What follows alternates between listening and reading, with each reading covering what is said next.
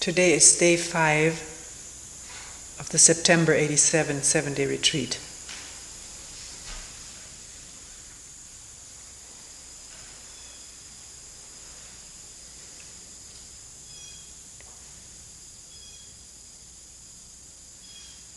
Different questions have come up.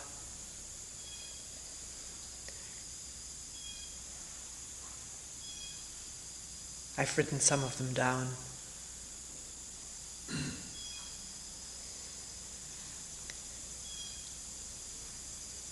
One person said, the world is in chaos. Human beings are in misery. I myself am in a mess. How can I help someone?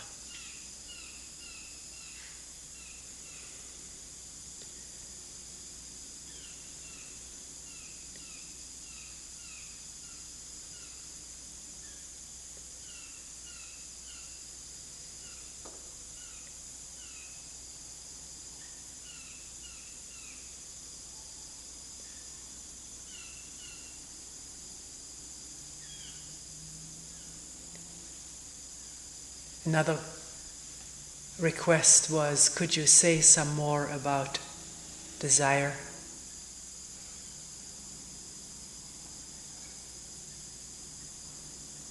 Desire for food or for stimulants, such as cigarettes, or for companionship, with or without sex.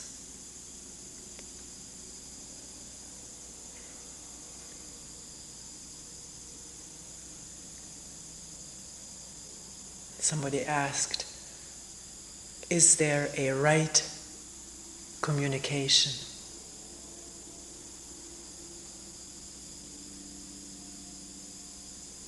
Can we look at how we communicate, where our words are coming from when we talk with each other?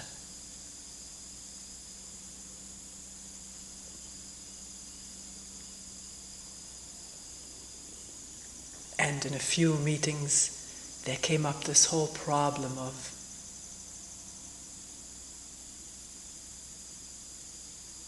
not so much the problem. Is one looking at the part?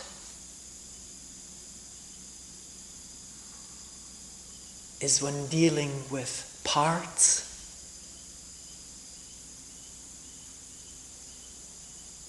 Of oneself? Or is one dealing with a whole? Is there a difference?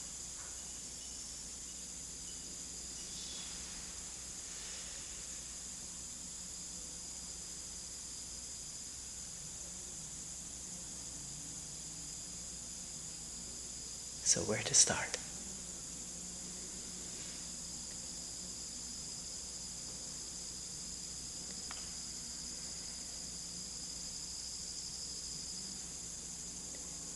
Maybe we'll start with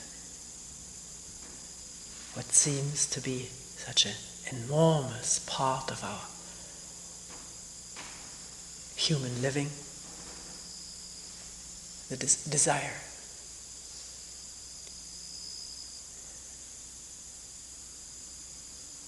Desire for something or somebody.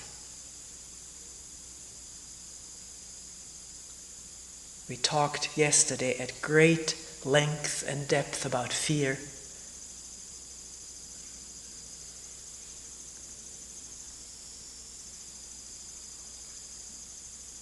And maybe desire is not unrelated to fear. Wanting.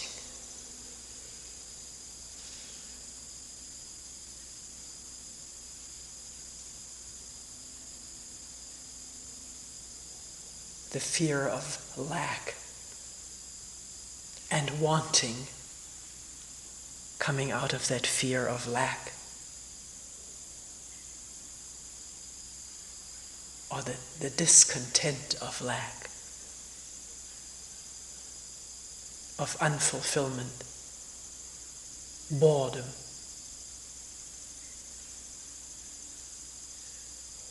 Maybe a feeling of inner shallowness or emptiness.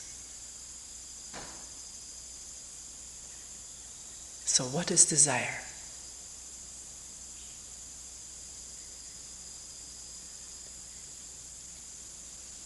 I think it's very significant that we can even ask this question of ourselves. Not just assume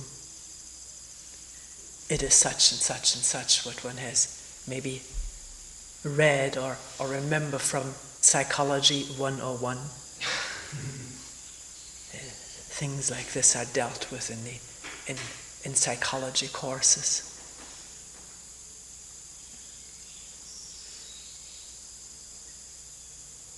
Or in many offerings to educate us about ourselves.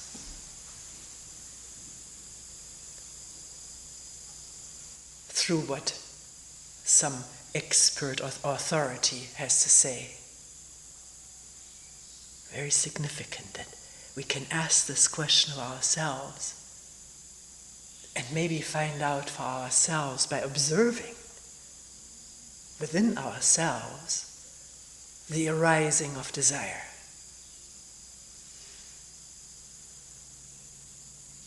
Not through previous ideas, knowledge, past experience, but as it arises.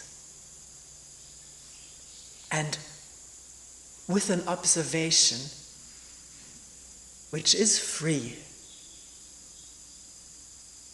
from any point of view, which is not already tinted toward what one wants to see or is shaded by what one is afraid to see. It is this new observation we've been talking about during the whole retreat, a new awareness.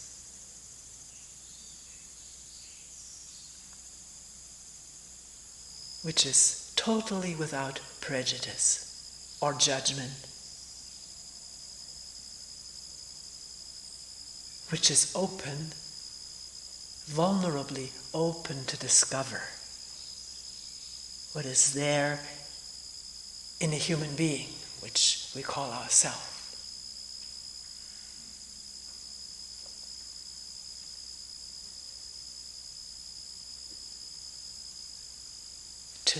To see oneself as one is living from moment to moment as the living lab for observation.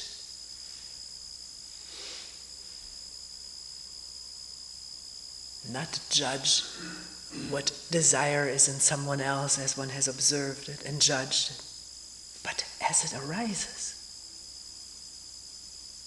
It's an amazing fact that capacity is there to see in ourselves what is going on, to observe directly, immediately. When there is a genuine wondering about what moves us, arouses us, propels us, or blocks us. Not to assume that one has to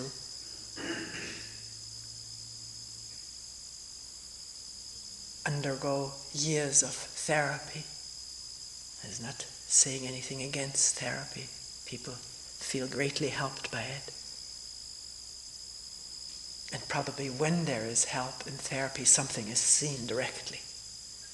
If it is not that something is seen directly, then one is just adopting a new kind of conditioning or image about oneself, maybe more favorable, more convenient or adjusted than the previous one.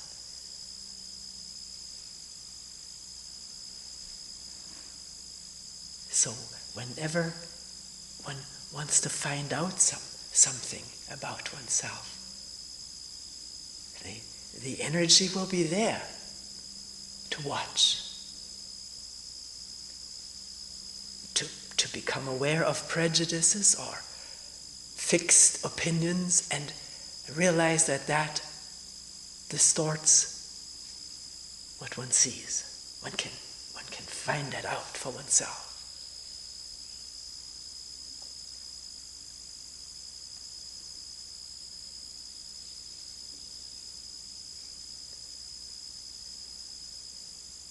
The first question that was asked in this respect was about hunger. What really is hunger for food?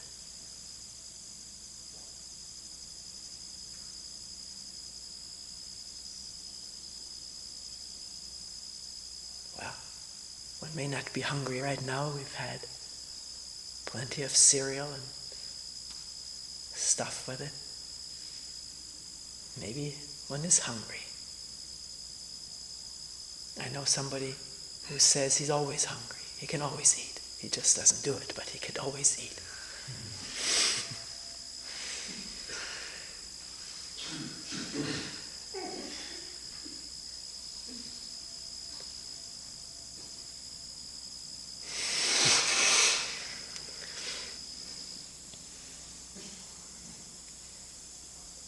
So will one, as this feeling that one calls hunger arises, will one attend, watch it? Because one is interested, one has asked this question. What is hunger for food?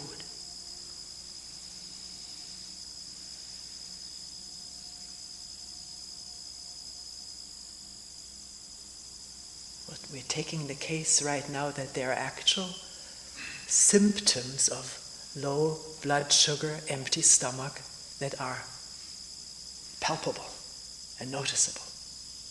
You feel a little bit weak or have these pangs in the area of the stomach.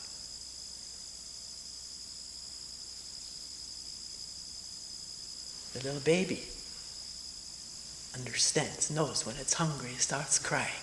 It's from one moment to the next. One moment still gurgling and playing and looking around, the next moment crying. I'm taking now that it is hunger and inferring it was hunger because when given milk, the bottle or the breast, it's immediately, it goes to it. So I don't think it is difficult to discern within oneself feelings of hunger, physiological, physical, organismic sensations.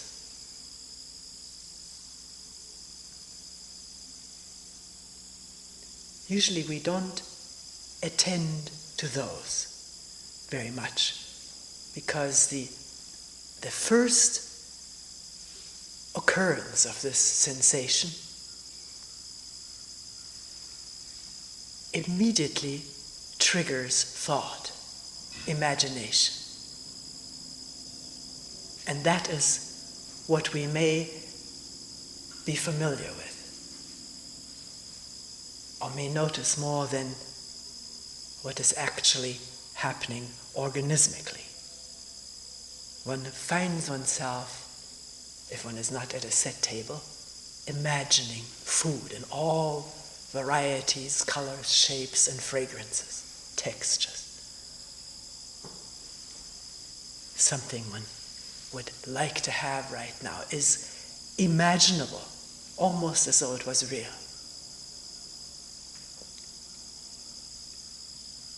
And with the imagination of whatever it is one is craving at the moment, come more physiological symptoms like salivation. One may start to swallow. There's nothing one is eating. It's just imagining that food and there's the extra saliva swallowing it. One may find energy to, but one find a rising of energy to go and get food, get into the car and go to the corner store or drive to a restaurant, go to the icebox.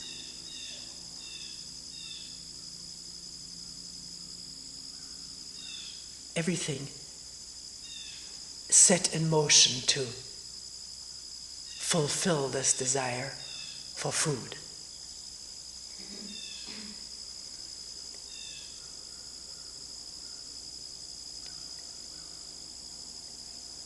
If one cannot go any place to get food, there's no refrigerator, there's no car, no corner store,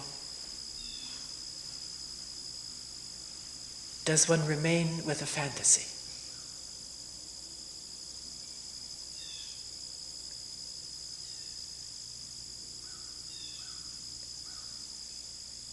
Fantasies, one may be replacing the next. Or does one remain with what's actually happening in the organism? Has one ever done that?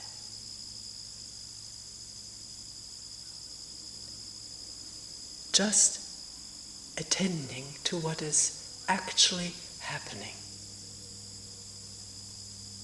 without resorting to fantasy. One may find that there is a real conflict. One wants to fantasize. One doesn't want to pay attention to the state that impels the fantasy. The fantasy is more pleasing, more pleasurable, gratifying.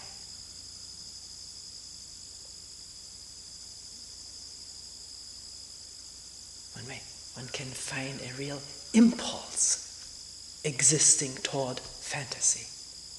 And that impulse does not want to be interrupted. But it is interrupted if one is interested in it, and interested in where it's coming from. In the case of hunger, the physical feelings, sensations. It's a very observable, interesting shift from fantasy to reality. Not that there isn't something real about fantasy too, something is also happening in the brain. There is a physiological counterpart to fantasizing.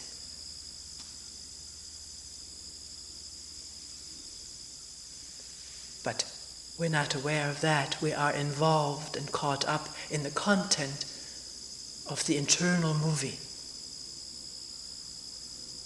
about what we'd like to eat, or seeing ourselves consume that.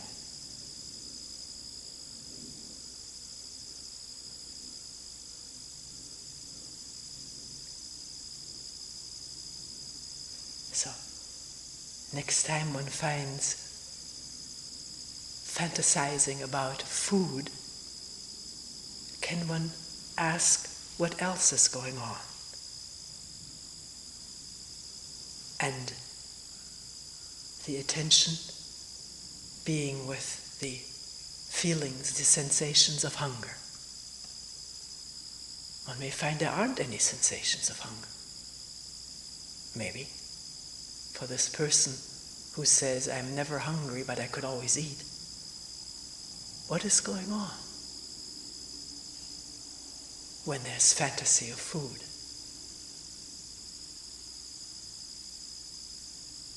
Is there a feeling of boredom,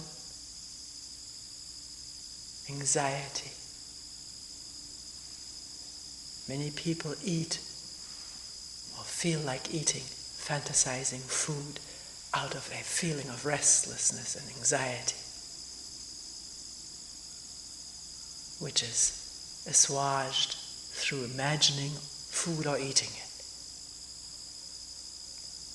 So it isn't the actual emptiness of the stomach that impels fantasizing, but something else.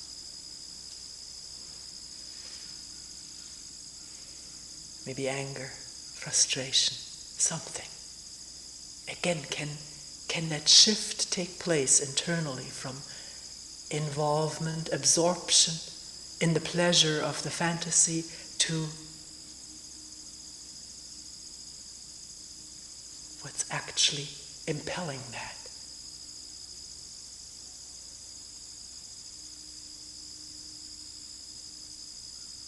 And remaining with that. Wondering about it.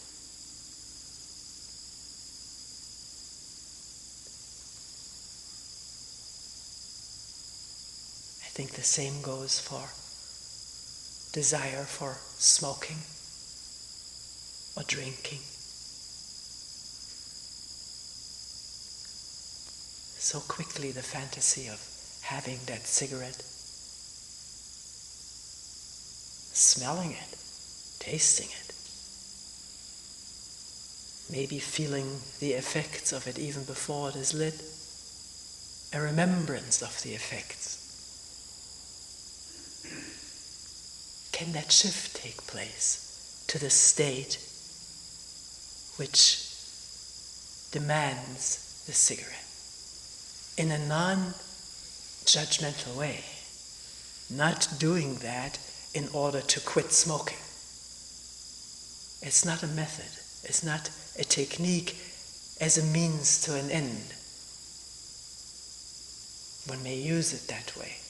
But this is not what we're talking about here. What we're talking about is simple awareness of what makes us tick. And the beauty of the fact that this is observable. It is open to observation.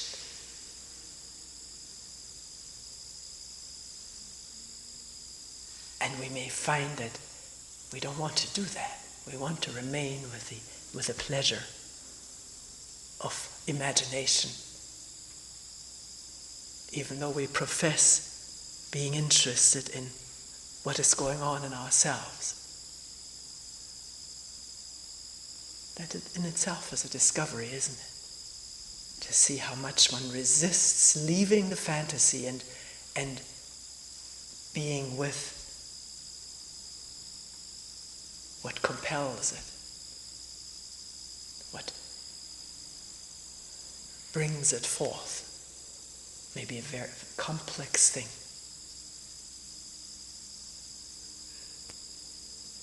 Complex feelings and emotions, but they're not invisible to the inner eye.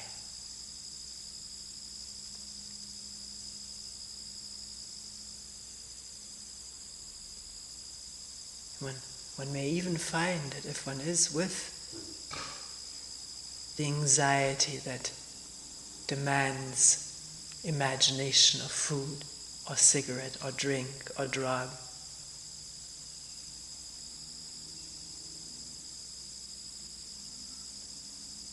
if one can really be there with it,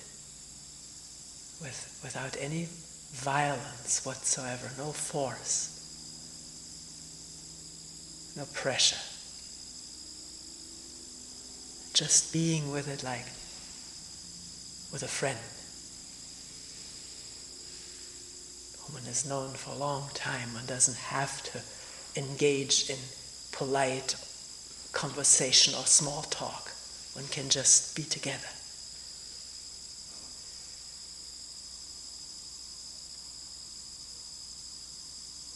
Then can that anxiety or boredom or restlessness reveal itself, open up, show itself in greater depth.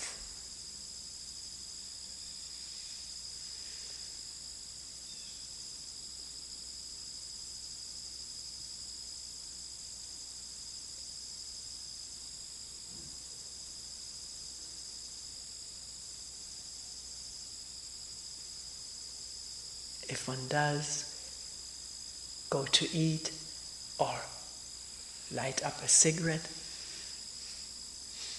can the observation be there too, not as means to an end, but to find out how does one eat, how does one smoke, how does one pull the cigarette out of the pack and tap it and put it in the mouth, light it, how one inhales, exhales, Can there be alertness? Or is it that oblivion wants to set in?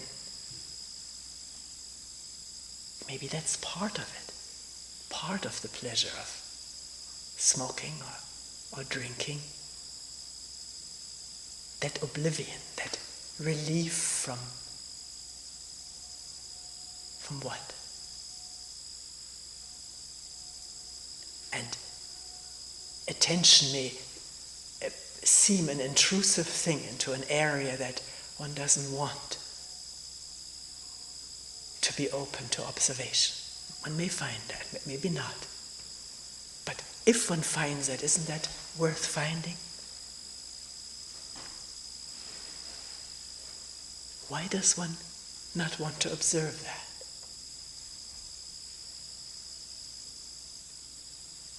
Maybe with such a question it may open up. That one really watches what all is going on. The parts that are image. I remember I used to smoke. As a little girl I saw my father smoke. I was very fond of my father. And the way he pulled out that cigarette and relished it. It was in the air, you could see it and feel it. And the first smell of a cigarette now, it's very hard on me. At that time I took it all in. It smelled so good. And I knew then that I was going to smoke as soon as I was going to be allowed to do that. And I did it just like my father did. I didn't have this kind of a pocket where he had his cigarette case. But I remember rather recently having a wind jacket with such a pocket in it. And when I reached in there, I felt a real satisfaction. And then the image came up. My father had that pocket, and I never have had that. Now I had it.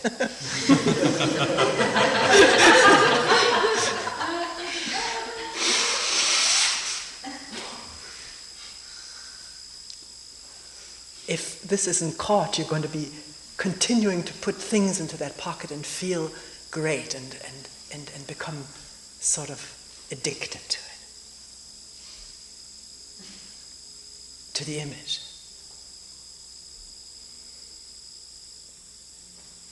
And the feelings that the image feeds back to the whole organism.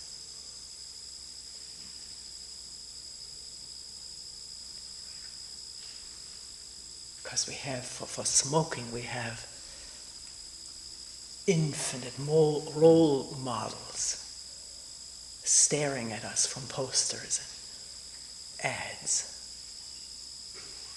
All the way from the most seductive females to most macho men smoking. We have our pick, who we want to look like.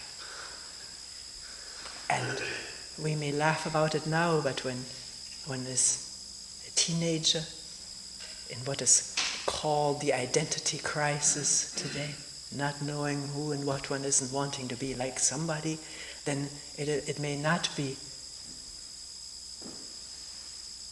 the desire for nicotine at the beginning, but the desire to look like someone one wants to look like wanting to look like my father.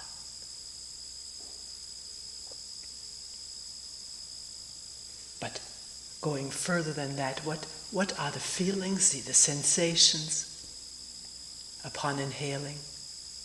And what were the sensations before, while we went into that? Can one notice the changes?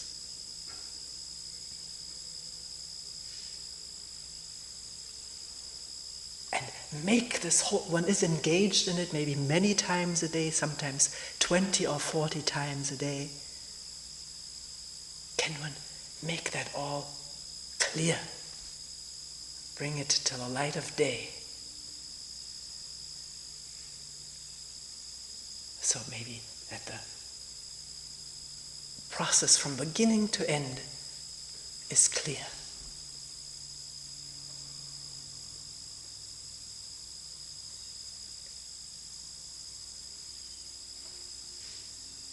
end to the next start. Maybe the next start up of this process will already be clear as it starts.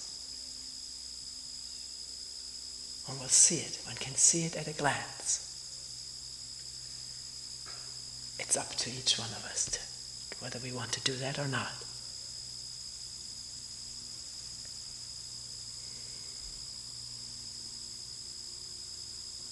In eating, here in a retreat where there's such quietness and space,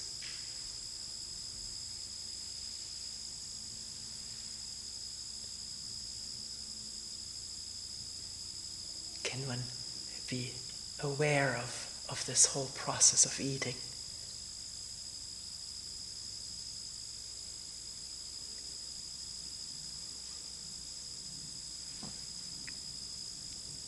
We used to talk about it in retreats gone by, and years ago, before a meal, something was said about this, and then it sort of became so repetitive.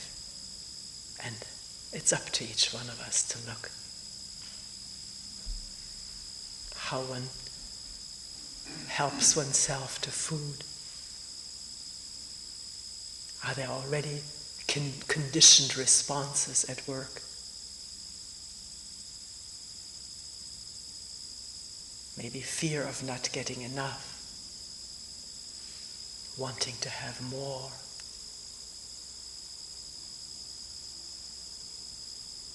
The speed at which one is eating,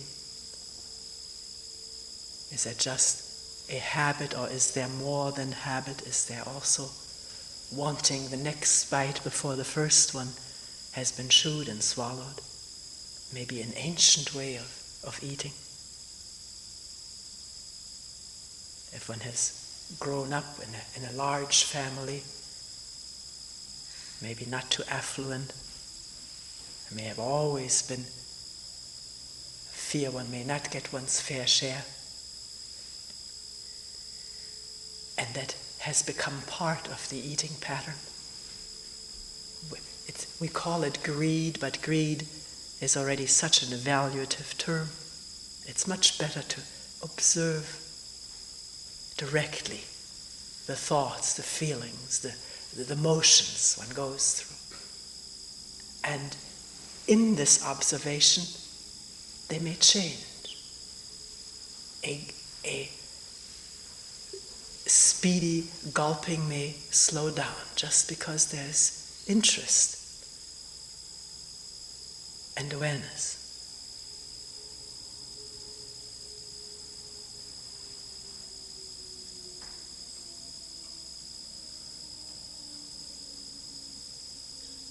And one may notice how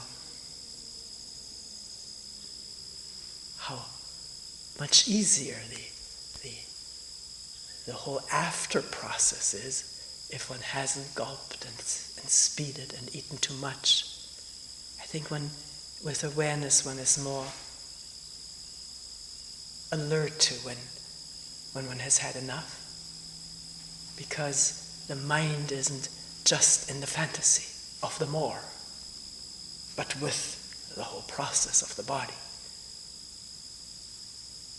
Because fantasy can never tell us when we've had enough. Fantasy only wants more.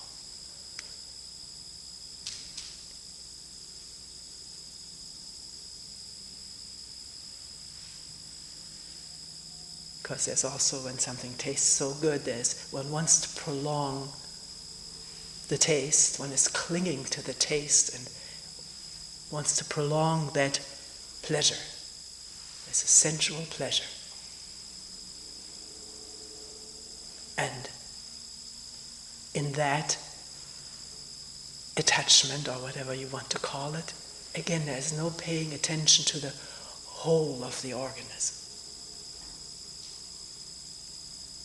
So afterwards one may find one has had eaten too much.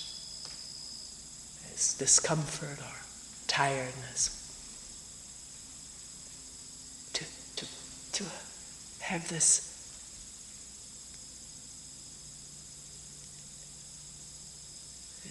the total familiarity with it, without gaps. Maybe a gap this time, but next time one will observe that.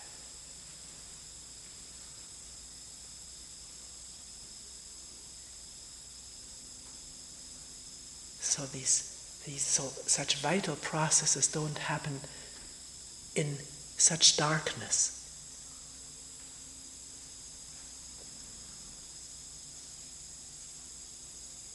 Or in so much imagination and so little reality.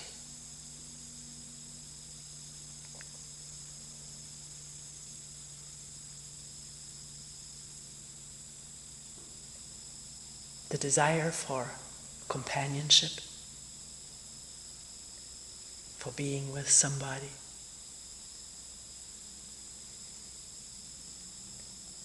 it's the same thing.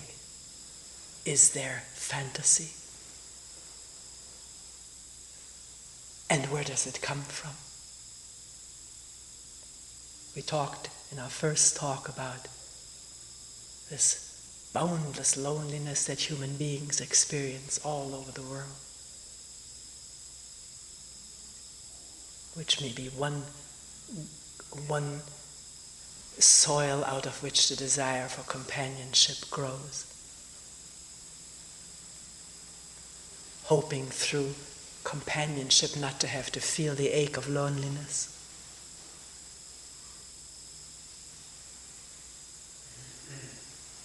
And as one meets somebody, sees somebody, why does one feel attracted to that person?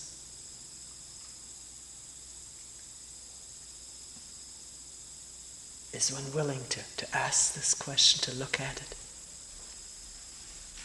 Or will one already have theories that there's a mysterious thing that takes place between two human beings?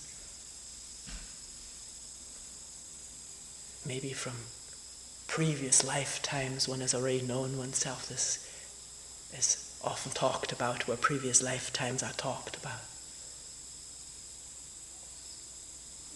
In more sober modern language, one talks about similar chemistry.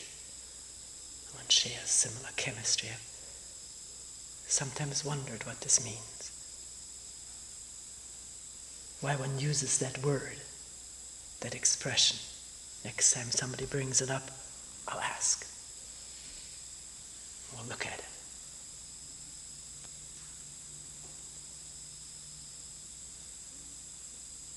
Why does one feel attracted to somebody?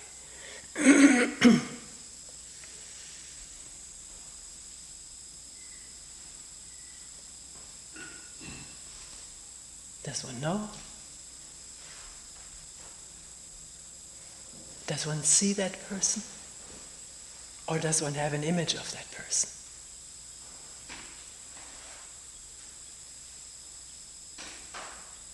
One may not have been with this person at all, but one has seen his or her face, stature, body, movements,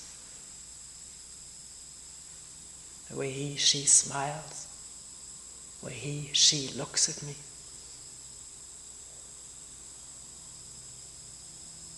Does one really see that person? Or does one project something onto that person? Person reminds one instantly of someone that one has, from an early time on, has had as an ideal image.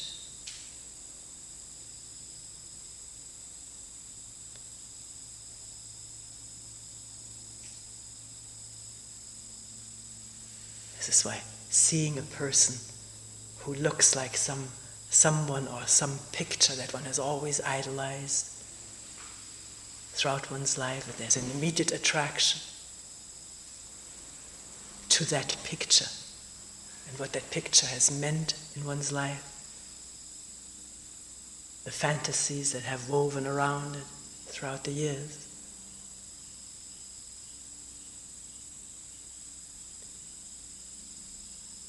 Or does one really see the person as he or she is, And one really enjoys the looks of that person, the walk, the grace, or smile, the voice, whatever.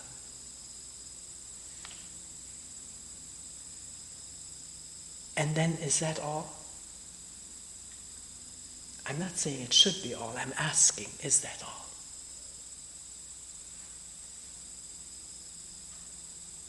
Or does there come the desire to be with this person?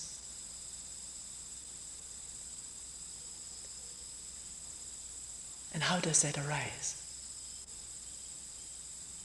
Does one imagine being with that person? Fantasy can do that. One may never have been with a person, but in fantasy one can be with that person. In all possible ways.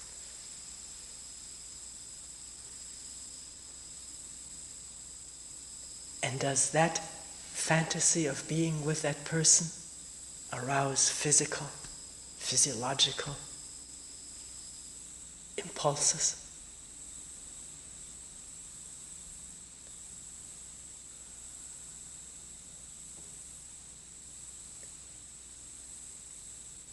It's all open to watching, to observation.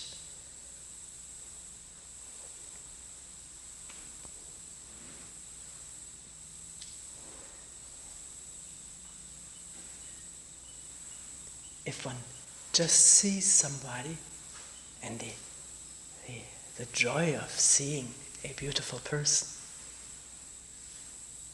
there need to be no desire to be with that person, own that person, have sex with that person.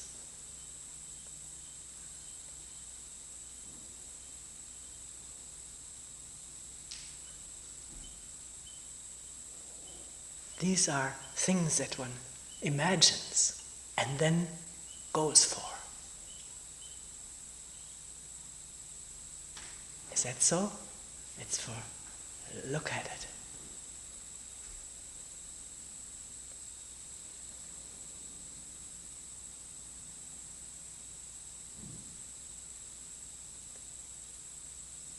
And if one is with this person, one spends time together,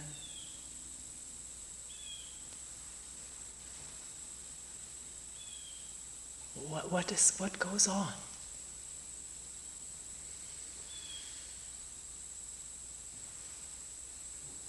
What is this similar chemistry thing? Is it the person looking at one with longing eyes? That does something, doesn't it?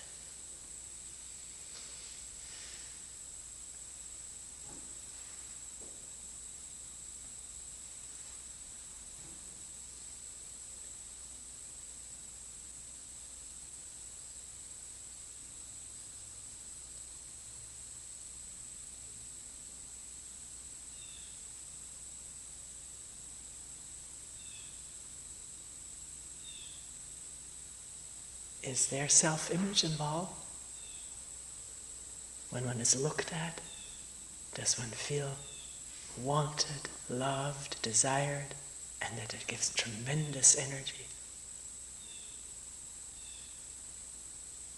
Good feelings. And one wants to be with what gives one good feelings, obviously.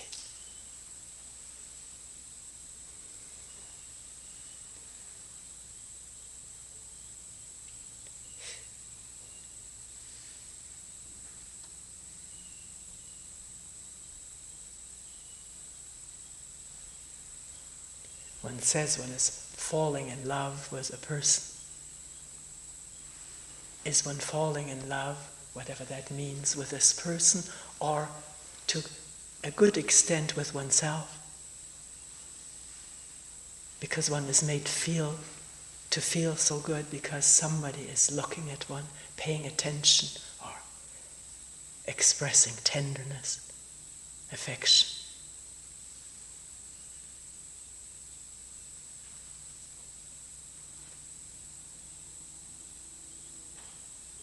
And does this remain in the memory, in the fantasy, in the imagination? One carries it around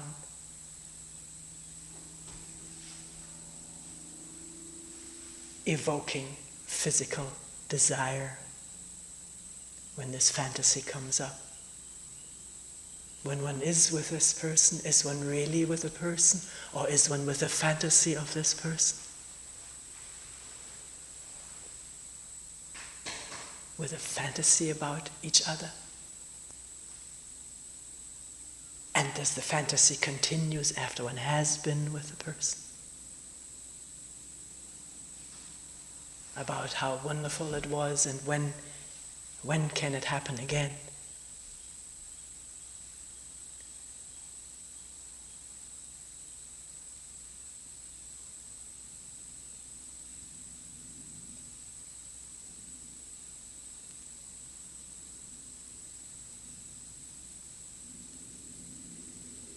In what we call desire, and we started this out by asking what is desire.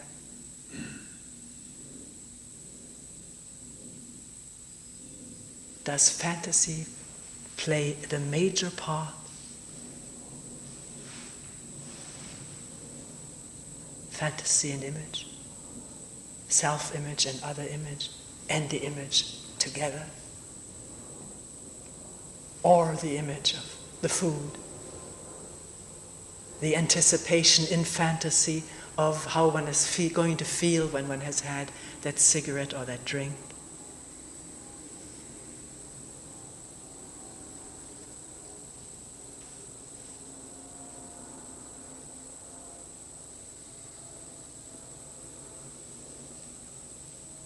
And will one resort to this fantasy every time there is feeling of loneliness, of fear or anxiety, inner shallowness or emptiness? Resorting to the fantasy and the energy that propels one toward getting what one fantasizes. Oblivious to the whole state of being.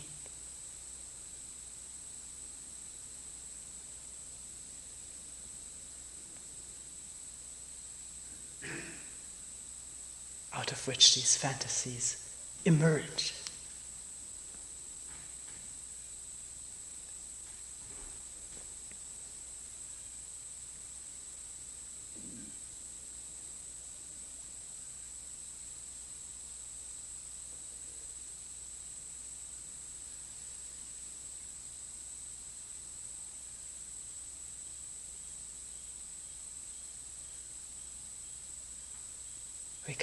We come back to the same question throughout this retreat and talks. What is reality?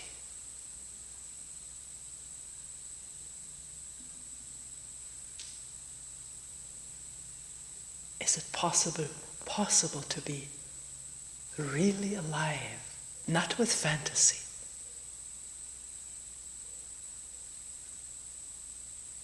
but with what is actually happening within and throughout?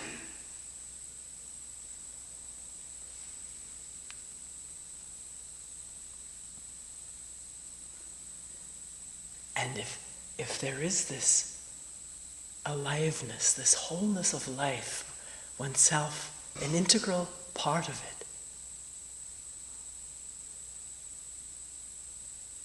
which does not exclude pain,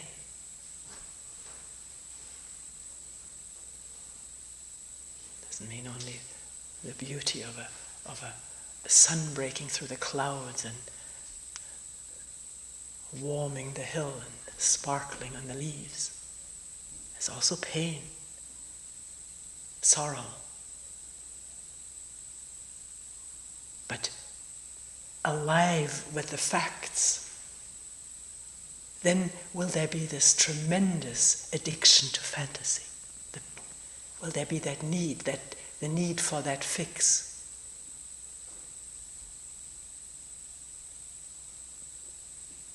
Or will the energy of life be pulsating? Pulsating within as it is pulsating through the trees and blades of grass, the clouds and the sun and the water, the birds and everything, the pulsating of life. And palpable also in this organism, which is part of life.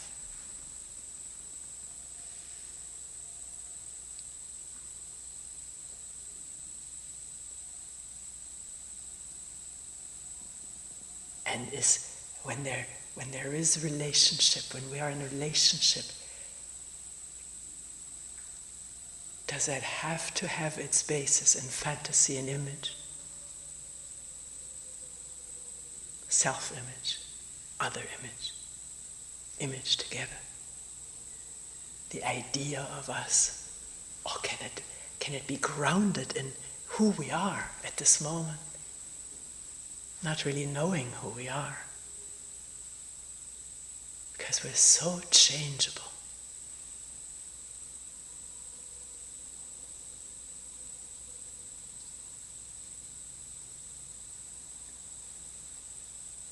Not making an image out of anything, but being free to be there freshly the next time, not as we were or as we wish we should be according to how things were.